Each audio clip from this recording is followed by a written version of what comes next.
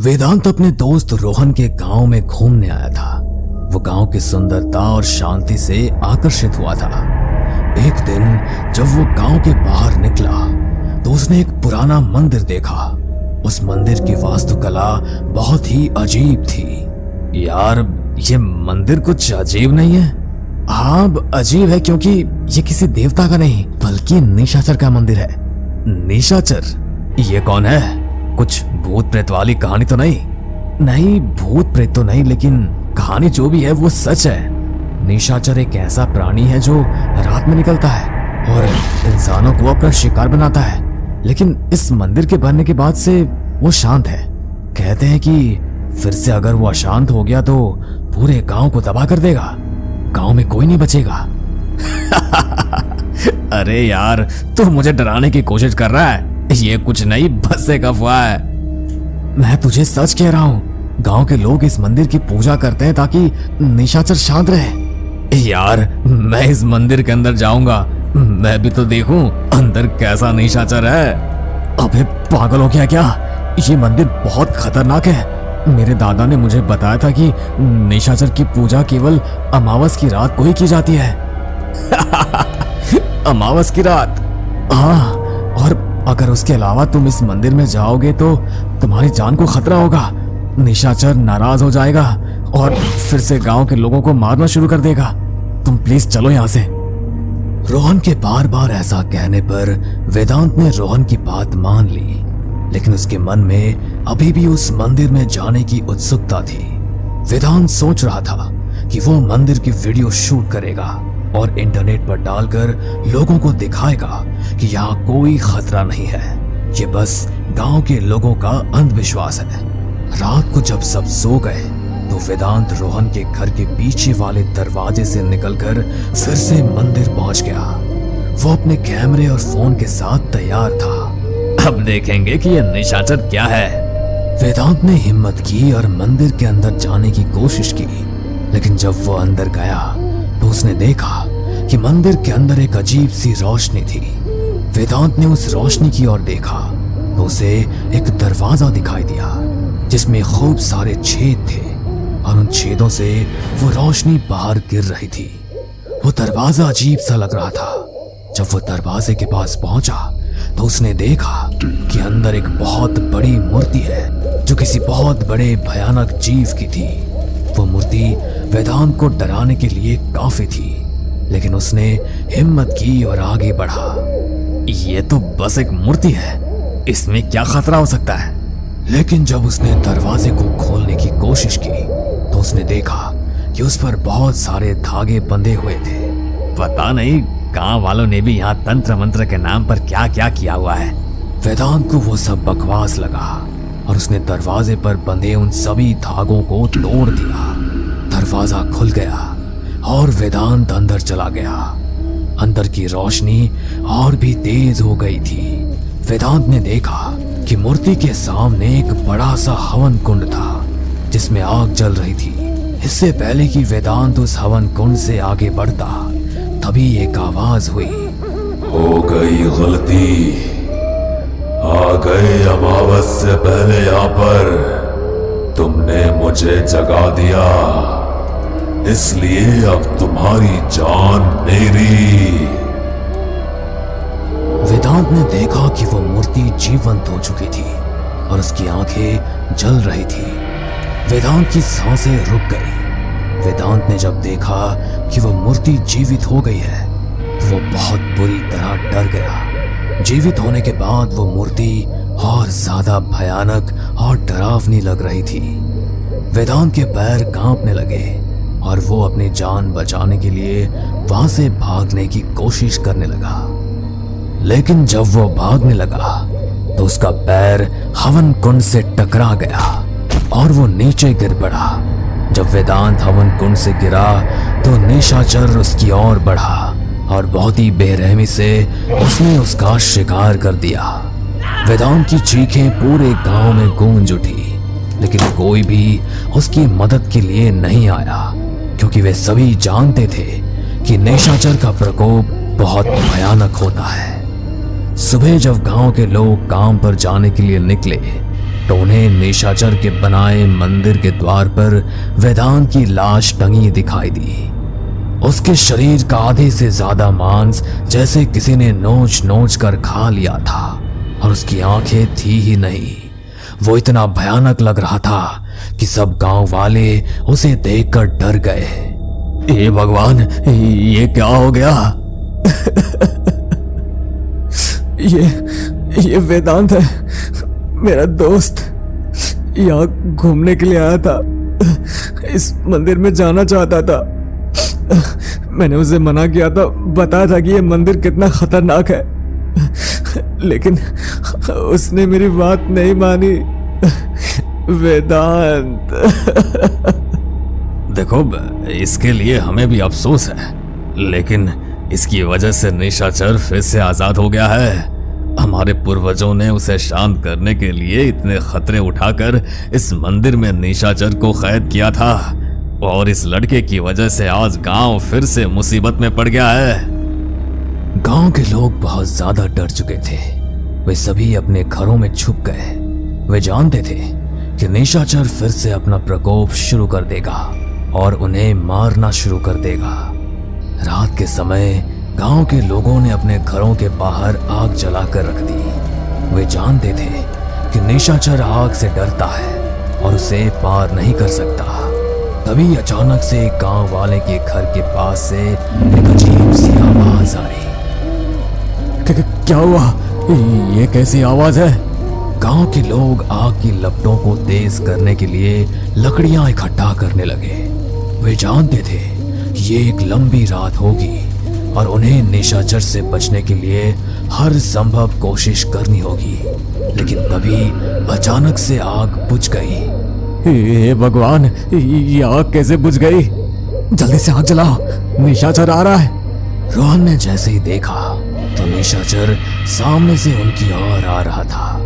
उसका मुंह खून से लथपथ था और वो अपने हाथ में किसी का हाथ लिए हुए उसे चबा रहा था। उसे देखकर गांव वालों की सांसें रुक गई और वो वहीं डर से जम गए।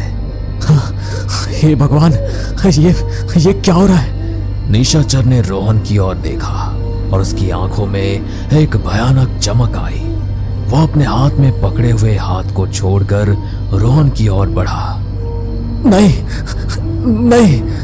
रोहन तो जैसे तैसे वहां से अपनी जान बचाकर भाग गया, लेकिन वहां पर खड़े कुछ लोगों का निशाचर ने शिकार कर दिया और उन्हें मारकर खा गया। रोहन ने पीछे मुड़कर देखा तो उसने देखा कि निशाचर उसके पीछे आ रहा था। रोहन ने अपनी पूरी ताकत से दौड़ना जारी रखा, लेकिन निशाचर उसके पीछे आ रहा था। रोहन को लगा कि बाकी गांव वालों की तरह वो भी अब मारा जाएगा।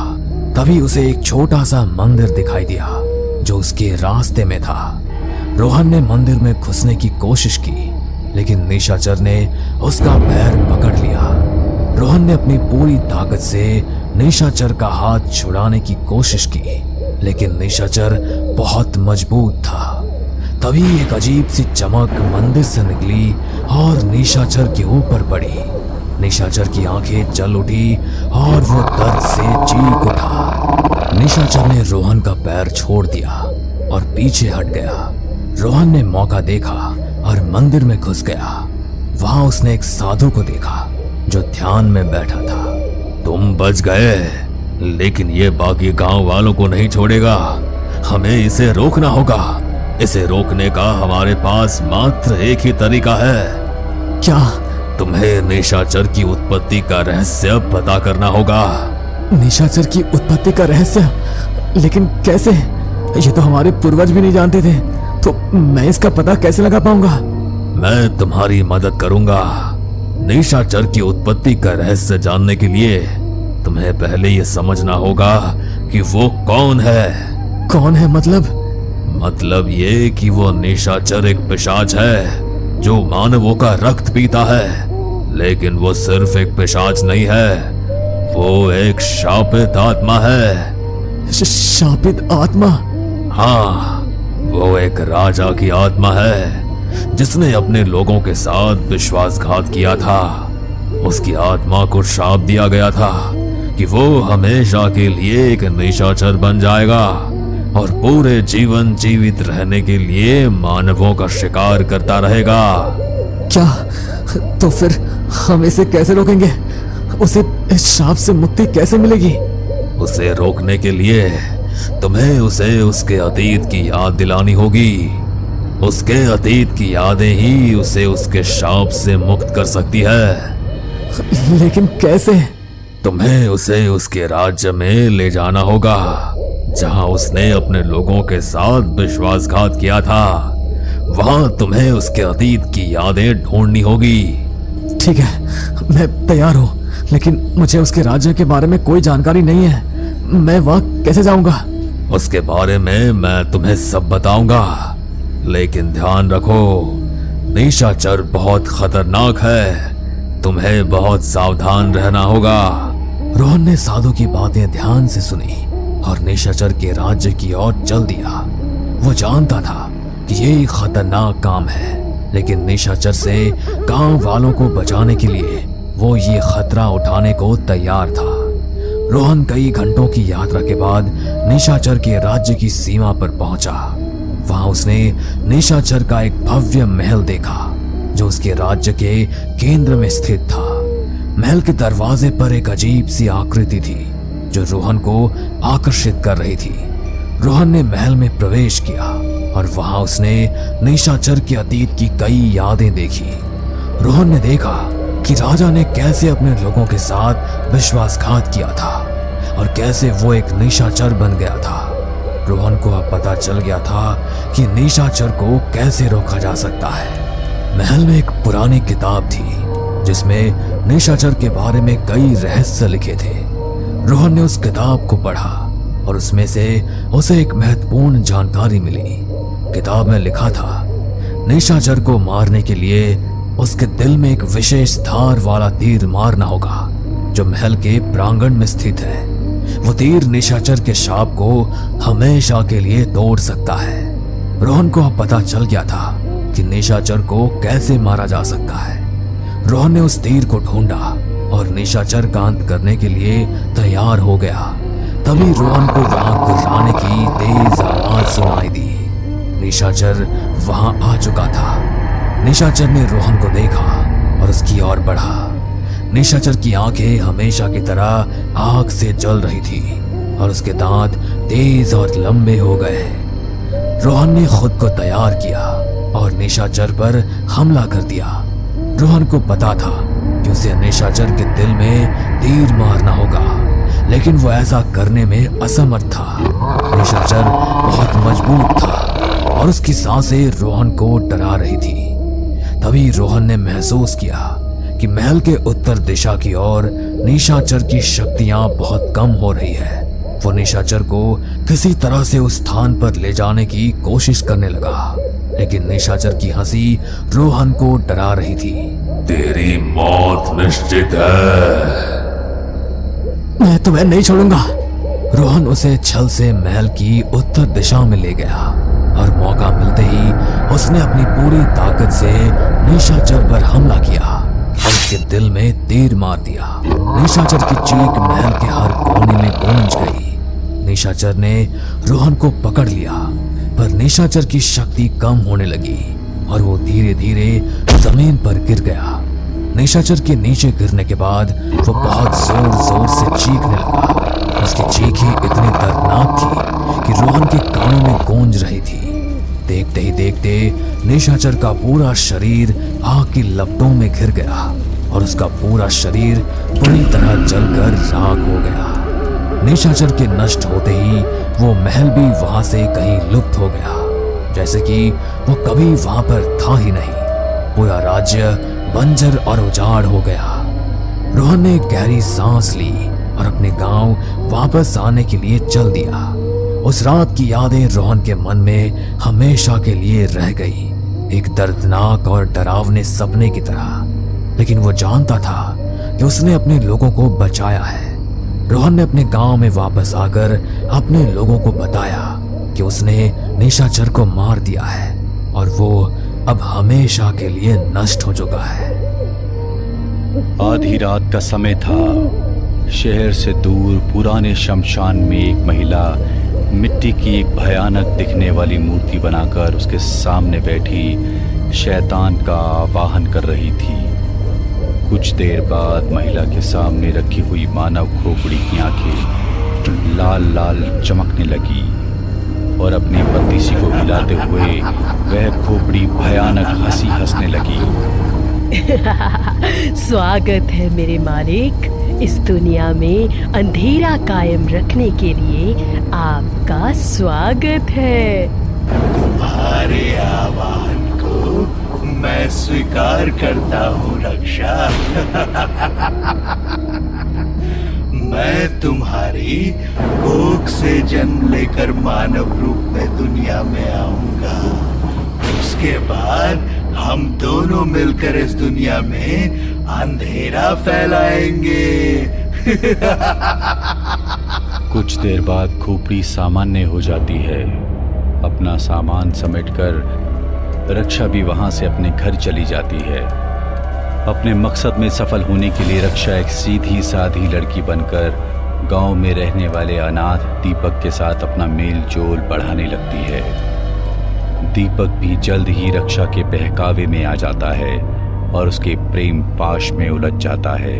कुछ दिन बाद दीपक और रक्षा की शादी हो जाती है। दीपक, मैं चाहती हूँ कि हम दोनों ये घर छोड़कर कहीं नई जगह जाकर अपने जीवन की नई शुरुआत करें। दीपक रक्षा की असलियत से अनजान था, इसलिए वह रक्षा के साथ एक नए घर में जाने को तैयार हो जाता है। रक्षा, ये कैसा घर है? यहाँ से तो गांव भी 2 मील दूर है। एक तरफ शमशान है और दूसरी तरफ घना जंगल। क्या तुम्हें सचमुच लगता है हमें यहाँ रहना चाहिए? दीपक, ये मेरे पिता का मकान है। वो चाहते थे कि मैं अपने नए जीवन की शुरुआत इसी घर से करूं। ऐसा समझ लो कि ये मेरे पिताजी का आशीर्वाद है। रक्षा के मुंह से ऐसी बात सुनकर दीपक आगे कुछ नहीं कह पाता और रक्षा के साथ उस घर में रहने लगता है। उनकी शादी को अभी कुछ ही दिन बीते थे। आधी रात का समय था। अचानक ही दीपक को शमशान भूमि से कुछ अजीबोगरीब डरावनी आवाजें सुनाई देने लगती हैं। ऐसा लग रहा था बाहर जंगली जानवर सुर में सुर मिलाकर रो रहे हों। वो भयानक आवाजें सुनकर दीपक का दिल दहल रहा था। जानवरों की आवाज के साथ साथ किसी औरत के रोने की आवाज भी सुनाई दे रही थी। डर से दीपक का गला सूखने लगा था। अपने गले को तर करने को जैसे ही वह बिस्तर से उठा, उसे महसूस हुआ कि उसकी पत्नी रक्षा उसके बिस्तर पर नहीं है। हे भगवान, इतनी रात को रक्षा कहाँ चली गई? कहीं रक्षा किसी खतरे में तो नहीं है? दीपक दरवाजे पर पहुंचा तो देखा कि घर का दरवाजा खुला हुआ है। दीपक दरवाजा खोलकर घर से बाहर निकल गया। बाहर हर तरफ बस अंधेरा ही अंधेरा दिखाई दे रहा था। अचानक ही पेड़ के ऊपर से 2 चमकती हुई आंखें आकर दीपक के ऊपर कूद पड़ी। दीपक के मुंह से चीख निकल गई थी क्योंकि वो आंखें एक काली बिल्ली की थी जो न जाने क्यों दीपक के ऊपर कूद गई थी। खुद को संभालते हुए दीपक 2-4 कदम आगे बढ़ा तो सामने ही उसे शमशान दिखाई देने लगा। शमशान की चुप्पी दीपक के दिल में हलचल पैदा कर रही थी। तभी उसे सामने से कोई साया अपनी ओर आता दिखाई देने लगा। अंधेरा होने के कारण दीपक चेहरा देखने में समर्थ नहीं था, लेकिन पायल की लगातार आती छम छम की आवाज से इतना समझ आ रहा था कि वह अवश्य ही कोई स्त्री है। दीपक पेड़ की ओट में छिपकर खड़ा हो गया। छिपकर उसने देखा कि वह स्त्री कोई और नहीं, उसकी पत्नी रक्षा थी। रक्षा के होठों पर खून लगा हुआ था और किसी राक्षसी की तरह उसके नाखून पैने और लंबे दिखाई दे रहे थे। उसके नाखूनों से भी टप टप खून बह रहा था। अरे ये हो क्या रहा है? आधी रात को रक्षा कहाँ से आ रही है? और उसके मुंह पर खून कैसे लगा है? दीपक भी रक्षा के पीछे पीछे अपने घर में घुस जाता है। रक्षा, ये तुम आधी रात को आखिर कहाँ गई थी? दीपक, मेरी तबीयत कुछ ठीक नहीं लग रही थी, इसलिए मैं थोड़ी ताजी हवा खाने के लिए बाहर निकल गई थी। तो फिर ये तुम्हारे मुंह पर क्या लगा हुआ है? अरे कुछ भी तो नहीं। दीपक देखता है कि अब रक्षा का मुंह बिल्कुल साफ हो गया है और उसके नाखून भी बिल्कुल सामान्य लग रहे हैं। दीपक को अपनी आंखों पर विश्वास नहीं हो रहा था। उसे समझ नहीं आ रहा था कि अभी कुछ पल पहले उसने जो देखा था वो सच है या अब जो वो देख रहा है वह सच है। काफी रात हो गई है दीपक, सो जाओ, हम कल बात करते हैं। परेशान होकर वह चुपचाप बिस्तर पर जाकर लेट गया था। एक दिन रक्षा दीपक को बताती है कि वह माँ बनने वाली है। रक्षा के माँ बनने की खबर सुनकर दीपक बहुत खुश हो जाता है। रक्षा, मैं तो दिन में काम पर चला जाता हूँ, तुम यहाँ पर घर पर अकेली ही रह जाती हो, इसलिए मैं तुम्हारी सुरक्षा के लिए ये कुत्ता लेकर आया हूँ। रक्षा का पेट हर गुजरते दिन के साथ तेजी से बढ़ता जा रहा था, जबकि उसकी सेहत गिरती जा रही थी। उसकी आंखों के नीचे गहरे काले गड्ढे दिखाई दे रहे थे। रक्षा, अभी तो बस 3 महीने ही हुए हैं और अभी से तुम्हारा पेट निकल गया है। तुम्हें थोड़ा अजीब नहीं लग रहा है ये? अरे ये तो अच्छी बात है ना, पेट बढ़ रहा है मतलब बच्चा बड़ा हो रहा है, इसमें अजीब लगने वाली कौन सी बात है। एक दिन दीपक दोपहर में अचानक घर लौट आता है। घर पहुंचकर जब वह अपने कमरे में जाता है तो उसके पैरों के नीचे से जमीन निकल जाती है। उसके कमरे में फर्श पर उसका पालतू कुत्ता खून से लथपथ पड़ा हुआ था और रक्षा अपने लंबे लंबे नाखूनों से फाड़ फाड़ कर उसे खा रही थी। रक्षा, ये क्या कर रही हो तुम? नहीं नहीं, तुम मेरी रक्षा नहीं हो सकती। सच बताओ, कौन हो तुम और मेरी रक्षा कहाँ है? ठीक है, आज तू पूरा सच सुन ही ले। वैसे भी तेरी मुझे अब कोई जरूरत नहीं है। मेरे मालिक के आने का समय हो चुका है। मैं कोई रक्षा बक्षा नहीं हूँ। मेरा नाम नीलम्बरी है और मैंने तुझसे शादी बस अपने मालिक को इस दुनिया में लाने के लिए की है। तू बार बार पूछता था ना, मेरा पेट 5 महीने में इतना बड़ा कैसे हो गया? तो सुन, मेरा पेट इतना बड़ा इसलिए है क्योंकि मेरे पेट में कोई इंसानी बच्चा नहीं है, शैतान है, शैतान। कुछ ही पलों में वो आने वाला है। जानता है मेरे मालिक की खास बात क्या है? वो नरभक्षी है। तेरे जैसे नर्म शरीर वाले इंसानों का मांस खाकर वो बहुत खुश होते हैं। अचानक ही रक्षा का रूप बदलने लगता है और उसके दांत टेढ़े मेढ़े होकर उसके मुंह से बाहर तक निकल जाते हैं। उसका सुंदर चमकता रंग धुएं की तरह काले रंग में बदल जाता है और चेहरे पर जगह जगह झुर्रियां दिखाई पड़ने लगती है। अपनी पत्नी का ऐसा रूप देखकर दीपक घबरा जाता है और वहां से उल्टे पांव भागने की कोशिश करने लगता है। तभी रक्षा की उंगलियों के नाखून लंबे होने लगते हैं और तलवार की तरह दीपक की गर्दन में धंस जाते हैं। दीपक चीखते हुए जमीन पर गिर पड़ता है। दीपक को कुर्सी से बांधने के बाद अचानक ही रक्षा दर्द से चिल्लाने लगती है। दीपक अपनी विस्मय से खुली हुई आंखों से सब कुछ देख रहा था। कुछ ही पलों में एक भद्दी और डरावनी शक्ल वाला राक्षस जमीन पर लेटा हुआ था। उस राक्षसी बालक के लंबे लंबे नाखून और लाल आंखें थी। उसका पूरा शरीर किसी छिपकली के जैसे चपटा और धारीदार था। उस बालक की एक लंबी पूंछ भी दिखाई दे रही थी। मेरे मालिक का इस दुनिया में स्वागत है। नरभक्षी आ गया नरभक्षी। अब हम राज करेंगे इस दुनिया पर। मेरे मालिक, आपकी भूख शांत करने के लिए मैंने भोजन का प्रबंध किया है, ये लीजिए। रक्षा दीपक की ओर इशारा करती है। उसके इशारा करते ही नरभक्षी बालक लपक कर दीपक के सीने पर चढ़कर बैठ जाता है और देखते ही देखते अपने लंबे नाखूनों से उसके शरीर को चीर फाड़ देता है। दीपक के शरीर का मांस खाने के बाद अमावस्या तक आपको 2 और इंसानों का मांस खाना होगा, जिससे आपका शरीर विकसित होकर वयस्क हो जाए। मैं अमावस तक इंतजार नहीं कर सकता। मुझे अभी मांस चाहिए।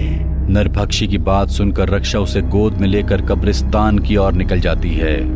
वहां जाकर वे दोनों दफनाए हुए शवों को निकालकर खाने लगते हैं। रात्रि के तीसरे पहर कब्रिस्तान में शवों को नोच नोच कर अपनी भूख मिटाते उन्हें एक अघोरी देख लेता है। इंसानी मांस को तो इस तरह से नोच नोच कर सिर्फ एक नरभक्षी ही खा सकता है।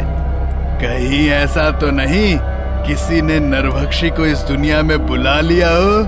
अघोरी बाबा जानते थे कि यदि एक बार नरभक्षी अपने वास्तविक स्वरूप में आ गया तो वह मानव जाति के लिए एक बहुत बड़ा खतरा बन सकता है। एक बार नरभक्षी मानव मांस का भक्षण करना शुरू कर देता है तो उसकी ताकत और आकार बढ़ता ही जाता है। असीमित शक्तियां प्राप्त करने के बाद नरभक्षी को रोक पाना संभव नहीं है।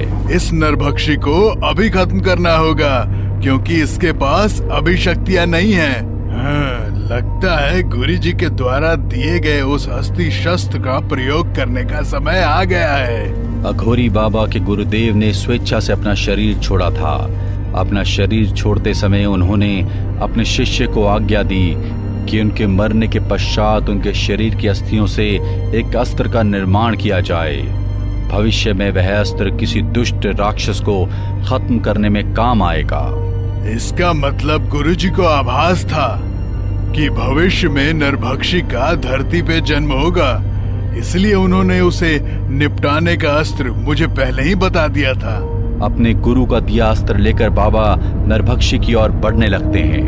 नरभक्षी गुस्से में बाबा की ओर देखता है, जिससे बाबा उछलकर दूर जा गिरते हैं। बाबा को जमीन पर गिरा देख नरभक्षी और रक्षा जोर जोर से हंसने लगते हैं। नरभक्षी जानवर की तरह लपकते हुए बाबा की सीनी पर बैठ जाता है और अपने नाखूनों से उनके शरीर पर एक के बाद एक वार करने लगता है। बाबा आंखें बंद करके अपने गुरु का स्मरण करते हैं और वह अस्त्र लेकर नरभक्षी के सीने में घोंप देते हैं। कुछ देर तक तड़पने के बाद नरभक्षी फिर से उठ खड़ा होता है और जोर जोर से हंसने लगता है। ये क्या हो रहा है? गुरुदेव ने तो कहा था उनके अस्त्र से इस राक्षस का अंत होगा, लेकिन ये तो फिर से उठकर खड़ा हो गया। अघोरी बाबा को कुछ समझ नहीं आ रहा था। नरभक्षी से ध्यान हटाकर एक पल के लिए उन्होंने अपनी आंखें बंद की और अपने गुरुदेव को याद किया। बंद आंखों में ही बाबा को उनके गुरुदेव ने दर्शन दिए और कहा, सत्यनारायण, इस राक्षस को मारने से पहले इसकी माँ को खत्म करना होगा। इसकी माँ के मरते ही इसकी शक्तियां अपने आप ही कमजोर हो जाएंगी। उसके बाद ही तुम इसे खत्म कर पाओगे। गुरुजी से मार्गदर्शन पाकर अघोरी बाबा दौड़ते हुए अस्त्र लेकर रक्षा की तरफ जाते हैं और रक्षा के सीने में घोंप देते हैं और एक जोरदार चीख के साथ रक्षा जमीन पर गिर पड़ती है। रक्षा के खत्म होते ही नरभक्षी वापस शिशु रूप में आ जाता है। नरभक्षी की शक्तियों को कमजोर होता देख बाबा अस्त्र लेकर नरभक्षी की ओर आते हैं और उसके सीने में अस्त्र मारकर उसका भी अंत कर देते हैं। हमें पूरा यकीन है दोस्तों कि आप लोगों को ये कहानी जरूर पसंद आई होगी।